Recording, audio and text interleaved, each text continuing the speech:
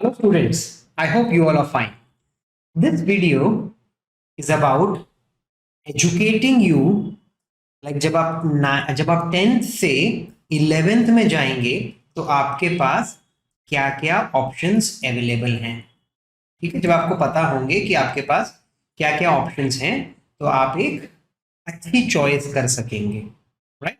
So this video is only to help you in your transition from 10 to 11, because I know most of the students don't have any elder brother or sister who has gone through this, so they are new to this. Like I was very new to this system because I didn't had any elder brother.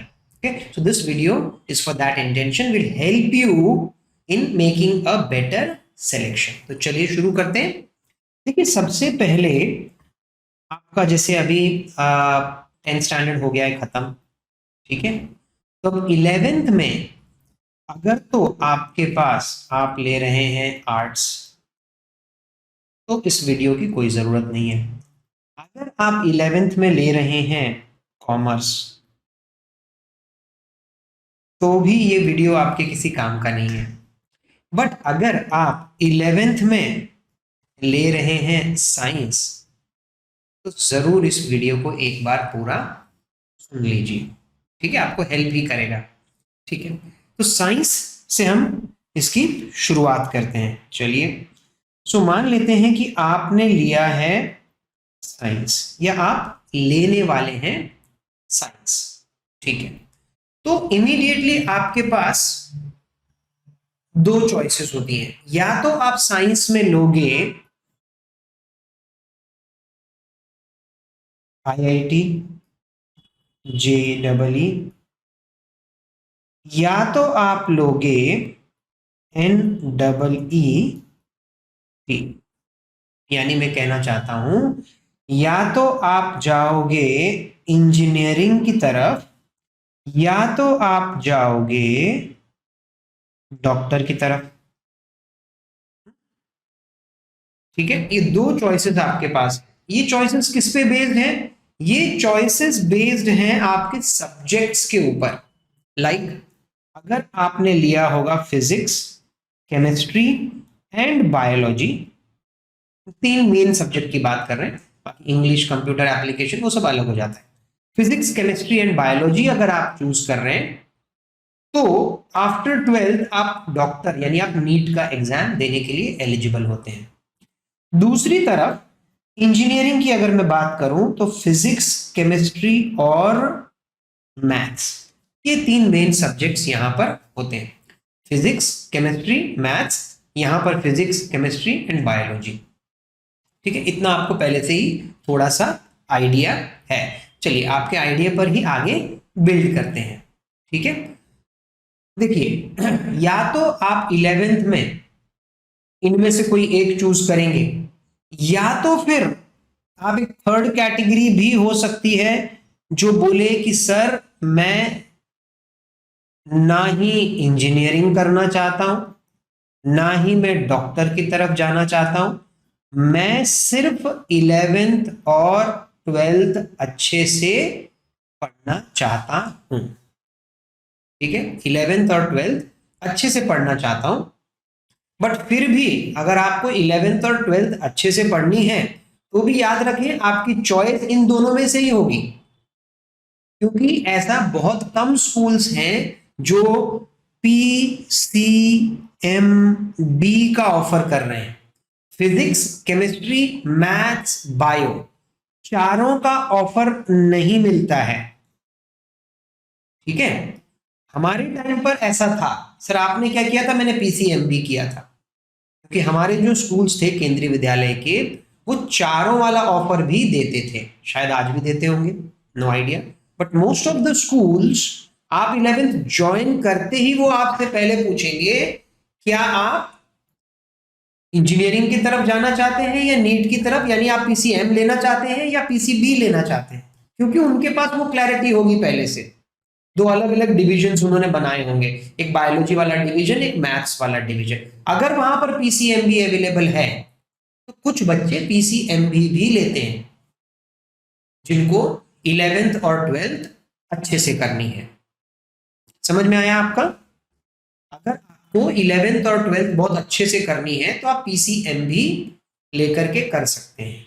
अगर आप किसके लिए नहीं जाना चाहते, अगर आप किसी कॉम्पिटिटिव एग्जाम के लिए नहीं जाना चाहते, सिर्फ 11th 12th अच्छे से करना चाहते हैं, आपको मैथ्स भी अच्छे से चाहिए, आपको बायोलॉजी भी अच्छे से चाहिए, हो सकता है आपका कुछ एम आफ्टर ग्रेजुएशन का हो, तो वहां पर आपको साइंस का बैकग्राउंड भी अच्छे से मिल जाएगा और आपको मैथ्स का भी थोड़ा हो सकता है आप ग्रेजुएशन के बाद कुछ ऐसा एग्जाम क्लियर करना चाहते हो जिसमें मैथ्स बहुत जरूरी है, मैथ्स के बेसिक्स हैं, जैसे कई कई एमबीए के एग्जाम्स होते हैं उनमें मैथ्स की बहुत जरूरत पड़ती है, पर अगर बच्चे ने 11th 12th में बायोलॉजी लिया होता है तो उसका मैथ छूट चुका होता है। तो ऐसे बच्चे कई बार जिनको और क्लैरिटी है कि उनको ग्रेजुएशन के बाद क्या करना है वो PCMB ले लेते हैं, प्रोवाइडेड ये मिल रहा होता। अगर ये नहीं मिल रहा है तो आपको इनमें से कोई लेना पड़ेगा, या तो मैथ्स की तरफ जाना पड़ेगा या बायोलॉजी की तरफ। तो पहले तो वो अपना एक माइंडसेट क्लियर कीजिए कि आप मैथ्स की तरफ जाना चाहते हैं कि बायोलॉजी, क्योंकि पहला क्वेश्चन 11th में एडमिशन के टाइम पे आपसे यही पूछा जाएगा कि आप मैथ्स की तरफ जा रहे हैं या बायोलॉजी की तरफ। मतलब आप 12th के बाद कोई इंजीनियरिंग के लिए एग्जाम देना चाहेंगे या फिर किसी नीट या डॉक्टर के लिए एग्जाम देना चाहेंगे, उसके अकॉर्डिंगली आपके डिविजन्स अलग हो जाएंगे। समझ में आया? तो या तो आप PCM करेंगे या तो आप PCB करेंगे, ये चांसेस थोड़े से कम ही रहते हैं और ये बच्चे भी कम रहते हैं।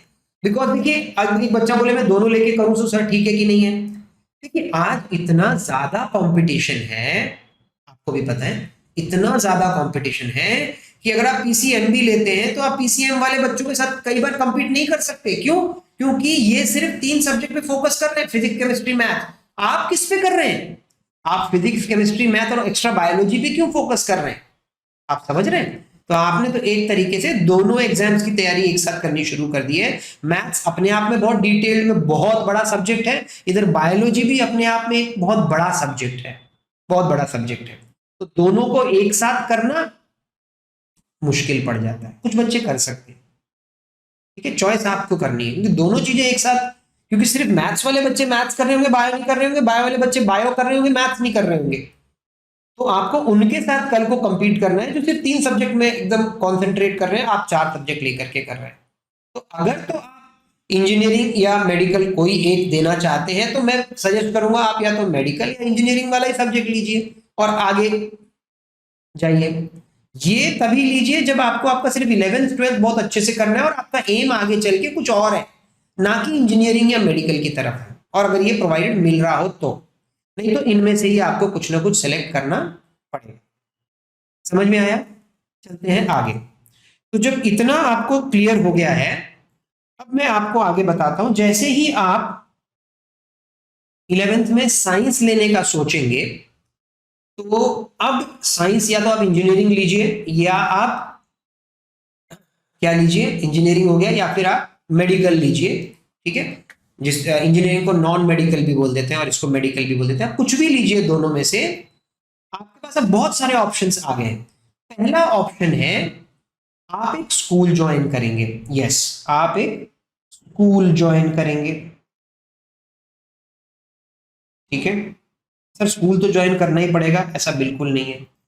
फिजिकल स्कूल आप एक ज्वाइन करेंगे, जैसे अभी आपका एक स्कूल था ऐसा एक स्कूल होगा, वहां आप जाएंगे और वहां पर आप अपना PCB होगा या PCM होगा या PCMB होगा, जैसा भी आपने सब्जेक्ट्स लिया होगा उसके अकॉर्डिंगली मान लेते हैं 5-6 घंटे आप वहां पर पढ़ेंगे। मान लेते हैं 6-7-8 बजे आपका स्कूल शुरू होता है, 2-3 बजे तक आपका स्कूल खत्म हो जाता है, ठीक है, ये स्कूल खत्म हो गया। But many a times it is found that school के स्टडीज आर नॉट सफिशिएंट, आपको उसके अलावा कुछ पढ़ना ही पड़ेगा अगर आपको कोई एग्जाम क्लियर करना है तो, या बेसिकली अपना नॉलेज इंप्रूव करने के लिए आपको कहीं ना कहीं से हेल्प लेनी पड़ेगी, या तो बच्चा शाम को खुद बैठ करके पढ़ाई करे या किसी न किसी कोचिंग इंस्टीट्यूट को ज्वाइन कर ले। अच्छा, तो इसके बाद आपके पास एक ऑप्शन है, देखिए स्कूल के तो आपने पढ़ के आ गए घर पे, उसके बाद या तो आप कोई प्राइवेट ट्यूशन ज्वाइन कर लीजिए, जो भी सब्जेक्ट्स में आप वीक हैं, फिजिक्स में वीक हैं तो केमिस्ट्री में वीक है तो मैथ्स में वीक है तो बायोलॉजी में वीक है, तो आप प्राइवेट ट्यूशन शाम को ज्वाइन कर लीजिए और अपना आगे का काम चला रहे हैं। सुबह स्कूल में पढ़ के आ रहे हैं, शाम को जैसे अभी तक आप करते आ रहे थे कोई ना कोई एक ट्यूशन क्लासेस जो जनरली सिर्फ आपके बोर्ड के लिए, याद रखना आपके बोर्ड के लिए तैयारी करा रहा है 11th में, मतलब बुक्स, आपके टेक्स्ट बुक्स के ऊपर वो ज्यादा फोकस कर रहा है। आपका स्कूल का जो एनसीईआरटी का सिलेबस है वो पढ़ा देगा, उसका अच्छे से टेस्ट ले लेगा, वो एक पैटर्न है स्कूल और ये। बट किसी स्पेशल एग्जाम के लिए अगर तैयारी कर रहे हैं, पीसीबी कर रहे हैं या पीसीएम कर रहे हैं, इंजीनियरिंग जा रहे हैं, तो कई बार ये बोर्ड जो प्राइवेट ट्यूशन है वो काफी नहीं होते, क्योंकि बोर्ड की तैयारी मतलब रिटन एग्जाम होगा बहुत बड़ा, जबकि इन सब में मल्टीपल चॉइस क्वेश्चन और बहुत अलग अलग टाइप के क्वेश्चन होंगे, तो उनकी तैयारी कई बार एक प्राइवेट ट्यूशन में नहीं हो पाती। ठीक है, तो उनकी तैयारी के लिए फिर आपको इवनिंग में कोई कोचिंग क्लास ज्वाइन करनी पड़ेगी, जो कि आपको आईआईटी के लिए या फिर नीट के लिए तैयारी करवाए, यानी कि शाम के आपके 4 से 5 घंटे और यूज होंगे। ठीक है, ऑलरेडी आप 2-3 बजे घर पहुंचेंगे, खा पी के फिर किसी न किसी ट्यूशन क्लास में चले जाएंगे और रात को 9-10 बजे तक लौट करके आएंगे। तो यही आपका डेली का शेड्यूल होगा। स्कूल है, स्कूल के बाद शाम को कोई ना कोई कोचिंग क्लास होगी, प्राइवेट ट्यूशन होंगे, वहां पे आप तैयारी कर रहे हैं, पूरा दिन आपका निकल जाएगा इसी तरीके से। ठीक है, सुबह स्कूल, शाम को कोचिंग क्लासेस। हो सकता है अभी आप सिर्फ 1 घंटे 2 घंटे के लिए ट्यूशन जाते हैं, लेकिन आगे 3-3 4-4 घंटे के लिए जाना पड़ सकता है, ज्यादा टाइम के लिए शाम को जाना पड़ सकता है, पढ़ाई ज्यादा है, सिलेबस ज्यादा है। तो ये एक पैटर्न हो गया, जहां बच्चा स्कूल जाता है और फिर शाम को कोचिंग क्लासेस जाता है। अब ध्यान से सुनना, ऐसा जब बच्चे करने लगे तो कई बार क्या हुआ कि बच्चों के ऊपर बहुत ज्यादा स्ट्रेस आने लग गया। ठीक है, स्कूल का सिलेबस अलग, कोचिंग क्लासेस का सिलेबस अलग, यहाँ के एग्जाम्स अलग, यहाँ के एग्जाम्स अलग, दोनों के लिए प्रिपेयर करना है। पर कब करना है? रात को बच्चा 9:30-10 बजे खा के पहुंचेगा, अगले दिन फिर सुबह स्कूल पहुंच जाना है, तो उसके पास टाइम ही नहीं है, रिविजन के लिए, पढ़ने के लिए टाइम नहीं है। तो इनके अलावा ये नॉर्मल स्कूल पैटर्न है, आप स्कूल जाते हैं और शाम को कोचिंग क्लासेस जाते हैं, प्राइवेट ट्यूशन जाते हैं। तो 11th में इन्होंने एक नया पैटर्न शुरू किया। चलिए देखते हैं वो नया पैटर्न क्या है। वो पैटर्न होता है इंटीग्रेटेड का। ये तो था नॉर्मल स्कूल, अब हम बात करें इंटीग्रेटेड। इंटीग्रेटेड क्या होता है सर? इंटीग्रेटेड में इन्होंने क्या कर दिया पता है? बहुत अलग अलग टाइप से इंटीग्रेटेड शुरू हो गया। एक इंटीग्रेटेड तो स्कूल वाला इंटीग्रेटेड शुरू हो गया है, ठीक है, और एक शुरू हो गया है जिसको बोलते हैं डमी स्कूल। मैं आपको दोनों बता देता हूं, ठीक है। एक इंटीग्रेटेड शुरू हो गया है स्कूल वाला, और एक इंटीग्रेटेड शुरू हो गया है डमी स्कूल वाला। ये जो स्कूल वाला जो इंटीग्रेटेड है, ठीक है, इसमें क्या करते हैं, आप स्कूल जाते हैं, जैसे अभी अभी आपने पढ़ा कि भैया आप स्कूल जाते हैं और फिर शाम को कोचिंग क्लास जाते हैं। ये स्कूल में कभी कभी क्या होते हैं, स्कूल में 3-4 डिविजन होती है, 2-3 डिवीजन नॉर्मल स्कूल होता है और एक डिवीजन वो लोग और क्रिएट कर लेते हैं इंटीग्रेटेड वालों के लिए। अब ये इंटीग्रेटेड वाला स्कूल हमारे नॉर्मल स्कूल से कैसे अलग है कि नॉर्मल स्कूल में आपको सिर्फ टेक्स्ट बुक का ही पढ़ाया जाएगा, बोर्ड का आईआईटी का कुछ नहीं पढ़ाया जाएगा। लेकिन ये जो इंटीग्रेटेड वाला स्कूल है, इसमें आपको वही सुबह 7-8 बजे तक आपको स्कूल पहुंचना होगा और आपका स्कूल 2-3 बजे तक होता है। उन्हें 8 बजे से 2-3 बजे तक के बीच में you will be taught everything. आपको स्कूल का तो पढ़ाएंगे, साथ ही साथ में इंटीग्रेटेड मतलब कि उसी में मिला करके आपको आईआईटी जेईई सब कुछ पढ़ा देंगे। तो आपको स्कूल में ही आईआईटी या स्कूल में ही नीट आपको पढ़ा देंगे। तो आप बोलेंगे सर ये तो बहुत बढ़िया है। हाँ, काफी टैक्सिंग हो जाता है, बहुत मेहनत करनी पड़ेगी बच्चों को। नॉर्मल स्कूल से तो बहुत ज्यादा डिफिकल्ट हो जाता है, क्योंकि नॉर्मल स्कूल में आपको सिर्फ टेक्स्ट बुक का कराया जाता है, और वो भी फिर आपका जो नॉर्मल स्कूल आपको पता है, आपके पास पीटी पीरियड होंगे, आपके पास फ्री पीरियड होंगे, म्यूजिक ये वो। लेकिन ये ऐसा नहीं होता। ये जो इंटीग्रेटेड स्कूल है, ये प्रॉपरली आईआईटी और नीट को ध्यान में रखते हुए बनाया, तो इसमें ज्यादातर आपको फ्री पीरियड्स नहीं मिलते हैं। स्कूल ही है, बट आपके रेगुलर क्लासेस ही होते हैं, वहां पे बाहर से फैकल्टी आके पढ़ाते हैं। किसी न किसी कोचिंग के साथ इन्होंने स्कूल ने ना टाई अप किया होता है। जैसे किसी स्कूल ने रेजोनेंस के साथ टाई अप कर लिया, किसी ने आकाश के साथ टाई अप कर लिया, या कोई और कोचिंग क्लास के साथ टाई अप कर लिया, एलन के साथ टाई अप कर लिया। तो उनके फैकल्टी आके आपको यहाँ पर पढ़ाते हैं। स्कूल के टीचर कम ही पढ़ाते हैं, जो 1-2 सब्जेक्ट आपके बच जाते हैं, जैसे इंग्लिश हुआ, कंप्यूटर्स हुआ, फिजिकल एजुकेशन हुआ, वो सब पढ़ाने के लिए स्कूल के टीचर्स आ जाएंगे। बाकी आपको स्पेशलाइज्ड टीचर्स कोचिंग क्लास से ही आके पढ़ाते हैं, इसलिए इसको इंटीग्रेटेड बोला जाता है। ठीक है, तो पूरा दिन भर पढ़ाएंगे, 3-4 बजे तक आपको पढ़ाएंगे और छोड़ देंगे। शाम को आप फ्री हैं।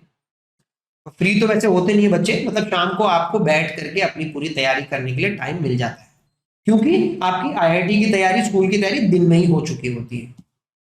समझ रहे हैं? इस प्रोसेस इसलिए बने थे ये इंटीग्रेटेड, क्योंकि नॉर्मल पैटर्न में हमने क्या देखा था, नॉर्मल पैटर्न में स्कूल के बाद शाम को बच्चे टाइम नहीं मिल रहा था, ठीक है, और शाम को बच्चा थक भी जाता है और फिर रात को 10-11 के बाद क्या रिवीजन करेगा, तो ये इंटीग्रेटेड का इन्होंने एक तरह से बोले तो इन्वेंशन, डिस्कवरी जो भी है वो कर दिया।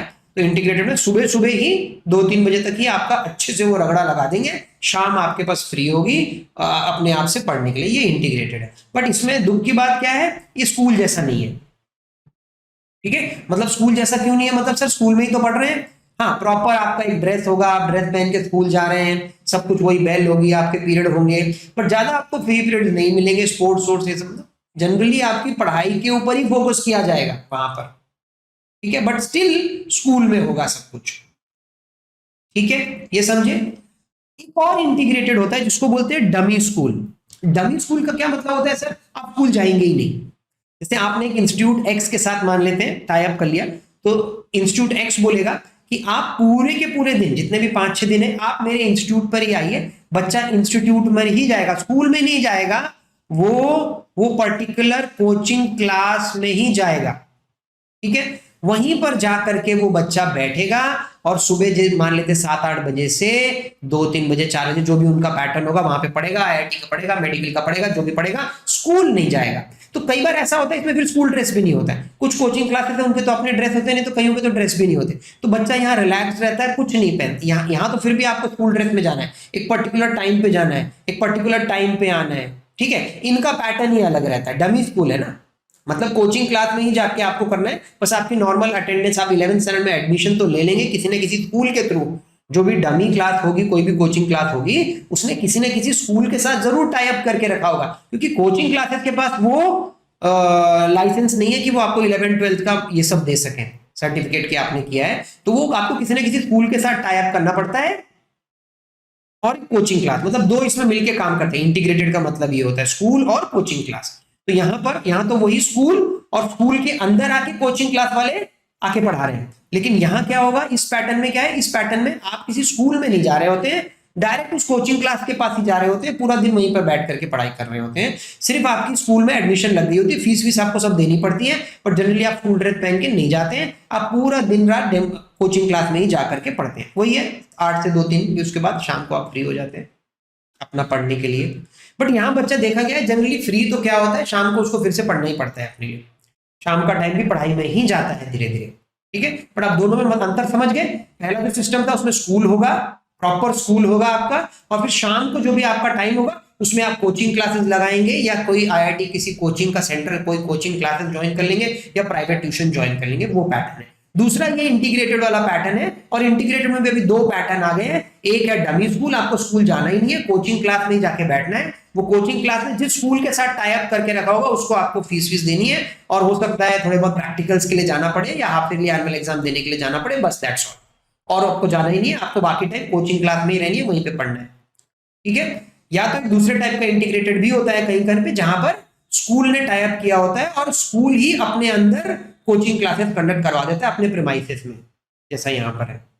ठीक है, तो वहां आप ऐसा स्कूल ड्रेस जाएंगे, स्कूल बस आएगी, पिकअप करेगी, वो सब फलाना वालाना। यहाँ जनरली बच्चा अपने आप ही जाके बैठता है, अपने आप ही आता है। ये पूरा वही है, नॉर्मल स्कूल पैटर्न ही है, पर एक पर्टिकुलर सेक्शन होगी जो पूरी इंटीग्रेटेड के लिए बनी होगी। बच्चा स्कूल ड्रेस जाएगा, वहीं बैठेगा, पढ़ेगा, सब कुछ करेगा, उसके पीरियड्स होंगे, और शाम को लौट करके वो वापस अपने घर को आ जाएगा। इंटीग्रेटेड और नॉर्मल में I hope now the concept is clear. आप देख लीजिए आपको कौन सा वाला पैटर्न ज्यादा सूट करता है, कौन सा वाला, है ना। आप अपने पेरेंट्स से अब बात कर सकते हैं, उनको समझा सकते हैं, क्योंकि कई बार पेरेंट्स भी ऐसे, वो जब थे तब ये सब पैटर्न्स थे नहीं, तो उन्हें भी कई बार पिक्चर क्लियर नहीं होती। तो आप सुनिए, समझिए, और उनको फिर समझाइए कि भाई ऐसा ऐसा है, एक स्कूल होगा और वैसा भी है, और एक सिस्टम ऐसा भी है। ठीक है, इसके बाद आप जो भी कोई एग्जाम होगा 11th-12th के बाद वो आप देंगे, और कोचिंग क्लास अगर अच्छी कोचिंग क्लास ज्वाइन किया है तो क्लियर करेंगे, और मेडिकल या नॉन मेडिकल की तरफ अपना सफर आगे लेकर के जाएंगे। ठीक है, एक चीज और आपको बता दूं, भले ही आपको कुछ भी करें, आप 10th के बाद अगर आप नॉर्मल ही करना चाहते हैं, कुछ बच्चे बोले भाई मैं आईआईटी करना ही नहीं चाहता, मैं 10th के बाद मैं नॉर्मल 11th स्टैंडर्ड करना चाहता हूं, तो भी आपको डिसाइड करना पड़ेगा साइंस, कॉमर्स या आर्ट्स। मान लेते मैं सर साइंस करना चाहता हूं, बट मैं आईआईटी वाईटी नहीं करना चाहता। ठीक है, बहुत अच्छी बात है, मत करिए, आगे ऑप्शंस बहुत है, आईआईटी मेडिकल के अलावा 12th के बाद और बहुत ऑप्शन है। लेकिन एक चीज तो आपको सेलेक्ट करनी पड़ेगी कि मेरे को मैथ्स करना है कि मेरे को बायो करना है। बट अगर आपको मैथ्स करना है या बायो करना है, फिजिक्स तो दोनों को ही करना है, केमिस्ट्री भी दोनों को ही करना है। अब यहाँ पर क्या होता है कि जो क्लास 10th का जो हमारा मैथ्स होता है या हमारा फिजिक्स होता है या केमिस्ट्री होता है, ये बहुत छोटे लेवल का होता है। मतलब कि कुछ एक मैं ऐसे अगर ग्राफ बना देता हूं, ठीक है, डिफिकल्टी लेवल यहाँ पे वाई एक्सेस पे है और एक्स एक्सेस पे मान लेते हैं अभी आप ये 10th के लेवल में ऐसे पढ़ रहे हैं, इतनी डिफिकल्टी लेवल है। तो एकदम से 11th में जाएंगे ना तो डिफिकल्टी लेवल ऐसे हो जाएगी, इतनी ज्यादा बढ़ जाती है। यहाँ पे नहीं, यहाँ पे चल रहा होता है। अब प्रॉब्लम क्या होता है, जब बच्चा 10th से 11th में जाता है, ये क्लास 10th की बात कर रहे हैं, यहाँ पर क्लास 11th की बात कर रहे हैं, एकदम बच्चे के हाथ में रिजल्ट आता है और रिजल्ट आते ही पापा जी में सिलेक्ट हो गया और पास हो गया और 11th कोई ना कोई कोचिंग क्लासेस ज्वाइन कर लेगा या फिर अपना स्कूल सिस्टम जो भी दोनों में से इंटीग्रेटेड या नॉन इंटीग्रेटेड, और एकदम से यहां जाके बैठ जाएगा तो उसको धीरे धीरे कुछ समझ ही नहीं आएगा। आप समझ रहे हैं, बिकॉज 10th और 11th के बीच में बहुत बड़ा गैप है।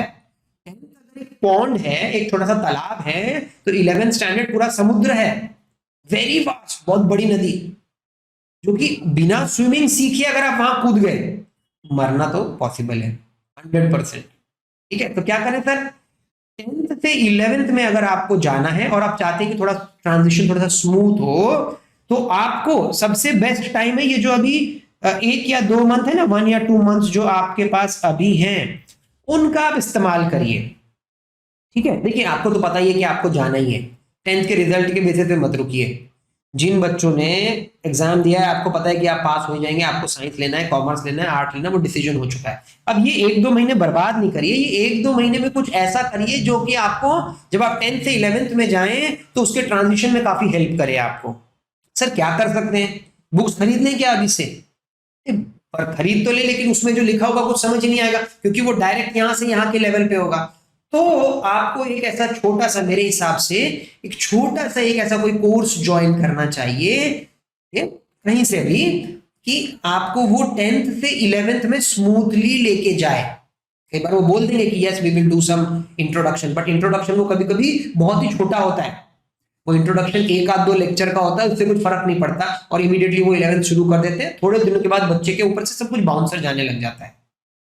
ठीक है, तो 10th से 11th में जाने के लिए बहुत सारी चीजें, जैसे लॉगरिथम है, अच्छा जैसे कि ग्राफ्स है, स्ट्रेट लाइंस है, स्लोप्स है, कई चीजें हैं जो 10th में थी नहीं और 11th में जाते डिफरेंशिएशन है, इंटीग्रेशन है, ठीक है, ट्रिग्नोमेट्री थोड़े और हायर लेवल पे है, और वो जाते ही एक फर्स्ट सेकंड चैप्टर से ही सब कुछ शुरू हो जाएगा। तो अगर कोई ऐसा हो जाए कि 1-2 महीने में हमें थोड़े बेसिक्स हमारे और क्लियर कर दे 9th-10th के भी, और 11th में जो चीजों की जरूरत है, whatever is required for class 11th, वो हमें थोड़ा सा वार्म अप कर दे, थोड़ा सा तैयार कर दे, ताकि ये जो ट्रांजिशन है थोड़ा सा स्मूथ हो जाए। समझ रहे हैं क्या बात कर रहा हूं? तो इसी के लिए हमने एक छोटा सा कोर्स बनाया है, 1.5 मंथ का कोर्स है आपके, जब तक आपका 11th का रिजल्ट 10th का रिजल्ट आएगा और आप 11th में जाएंगे, तब तक वो छोटा सा कोर्स खत्म हो जाएगा।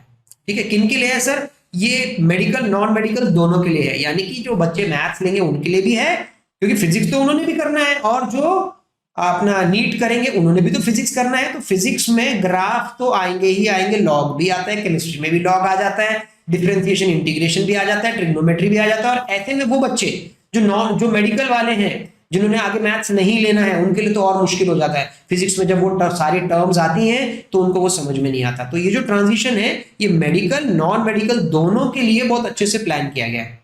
ओके, 1.5 मंथ का कोर्स है, कुछ इवनिंग में क्लासेस होंगी और धीरे धीरे आपको यहां से वहां पहुंचाया जाएगा। आपके पास टाइम भी फ्री है, आप उसका यूज कर सकते हैं।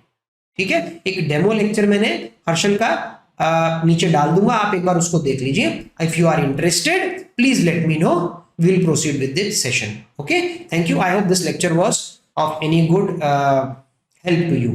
ठीक है, इधर ही क्लोज कर देते हैं। Thank you very much.